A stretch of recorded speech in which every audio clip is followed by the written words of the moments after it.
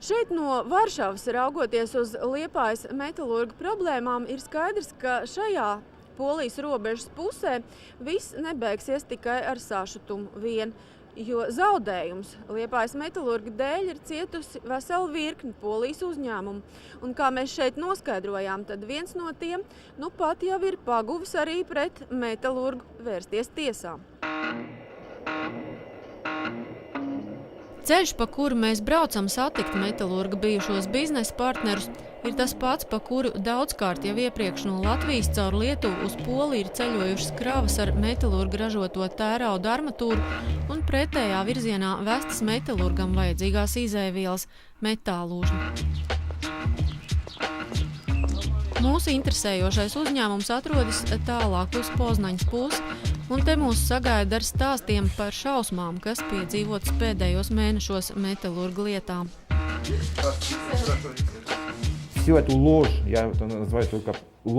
Visus šos melus, es tos saucu tikai par meliem, un visa dezinformācija, kas nāca no Liepājas metalurga oficiālā ceļā, man tas bija nesaprotam, kā tas varēja notikt.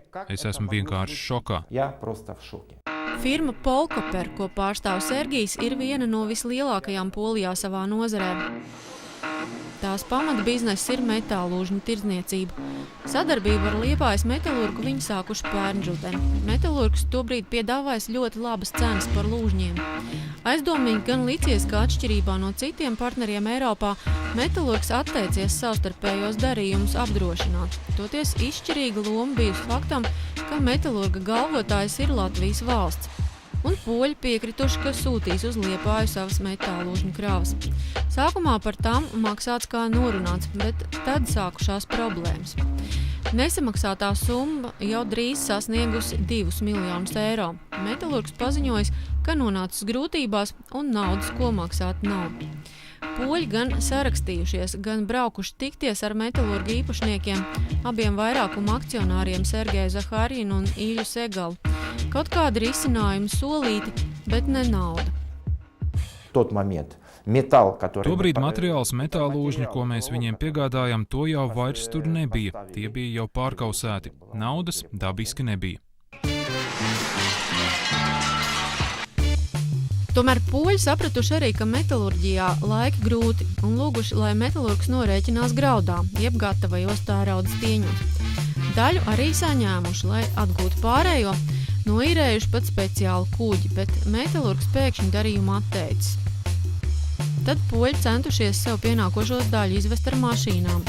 Kad viss jau bijis sagatavots, metalurgs pēdējā brīdī paziņojis, ka kravu nevarēs tomēr iekraut, jo sabojājies celtnis. Poļu menedžers solījis citur Liepājā tādu sadabūt, bet metalurgs nav piekritis. Beigās nākuši gaismā meli, jo poļu pārstāvji uz vietas pārliecinājušies, ka patiesībā celtnis strādā, tikai metalurgs kravas sūta prom kaut kur citur. Liepājas metalurga не было денег. Я это еще мог это понять. Liepājas metalurgam nebija naudas. Es to varēju vēl kaut kā saprast, bet kad mums ir jāsavāc gatavā produkcija un mēs to nesaņemam, lūk, kur jautājums. Un mums saka, ka krāns ir salūzis un ka ostā nav iespēja. Un šajā brīdī, aizbildinoties ar kaut kādām tur tehniskām problēmām, šajā momentā viņi krauj automašīnas ar poļu numuriem un lietuviešu numuriem, kuras brauc uz mūsu pusi, bet mums saka, ka ir saplīsis krāns. Un man pat latviešu draugi zvana un saka: Sergej, es te atrodos, tūlīt tev sūtu īziņu un te krauj. Un te paldies maniem Latvijas draugiem, citādi es būtu palicis par krāpšanas upuru uz ilgu laiku vai pat uz visiem laikiem.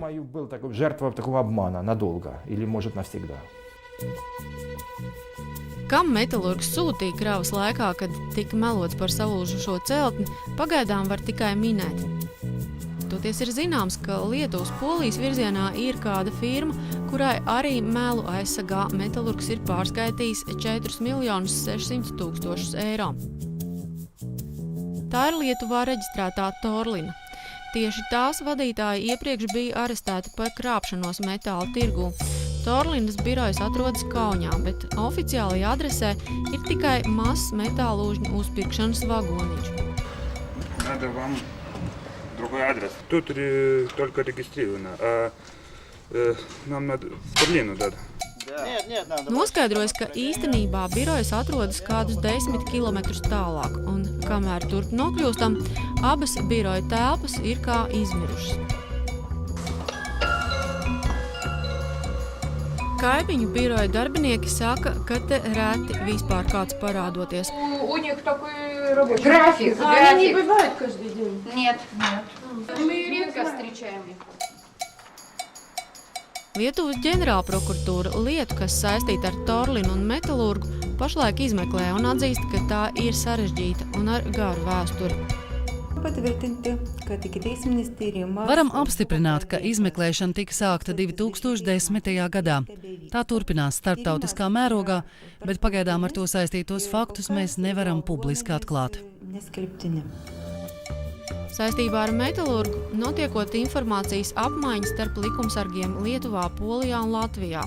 Interese esot arī mūsu valsts ieņēmuma dienestām.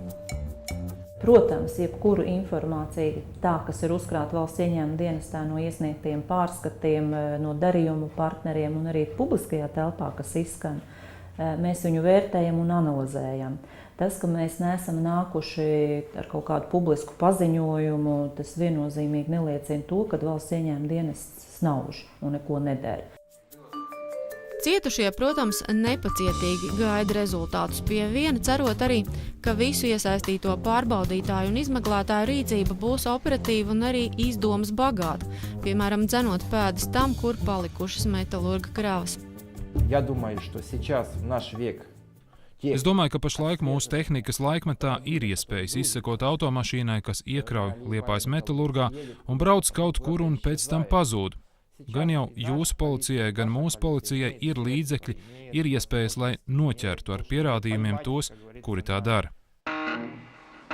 Neoficiāli ir zināms, ka apsūdzības rakstā Lietuvā firma Torlina, pret kuru metalurgs izrādījis īpašu labvēlību, tiek vainota par to, ka tā piegādājusi metalurgam metālūžņus un, izmantojot Kiprā reģistrētu kompāniju, krāpusies ar nodokļiem. Lietuva no tā ir zaudējusi vairāk nekā 700 000 eiro. Latvija šobrīd ir zaudējusi vismaz tos 4 600 000 eiro, ko metalurgs Torlinai pārskaitīja par pakalpojumiem, tā sacīt, aiz valsts muguras. Abi metalurga vairākuma akciju īpašnieki publiski sakot, ka metalurgam naudas nav, pat lai sektu valsts galvoto kredītu Itālijas bankai Unicredit, naudu klusi ir pārskaitījuši savam apsūdzētajam sadarbības partnerim. Šī gada 12. aprīlī Liepājas metalurgs ir veicis 4,6 miljonu maksājumu šim Lietuvas uzņēmumam, neskatoties uz to, ka pret šo maksājumu iebilda valsts kontrolieris uzņēmumā un arī neskatoties to, ka pret to iebilda valsts kasa un finanšu ministrija. Un šo te iebildumu galvenais iemesls bija tas, ka mums nebija skaidri tie argumenti vai tie kritēriji, pēc kādiem tiek izvēlēts viens vai otrs maksājums, kur veikt vai neveikt. Un arī pēc tam uzņēmums sniedzot skaidrojumu par to, kāpēc viņi to maksājumu ir veikuši, faktiski uz šiem jautājumiem nav atbildējuši. Un vēl vairāk ir izmantoti argumenti, kurus pārbaudot, mēs redzējām, ka tā nav patiesība.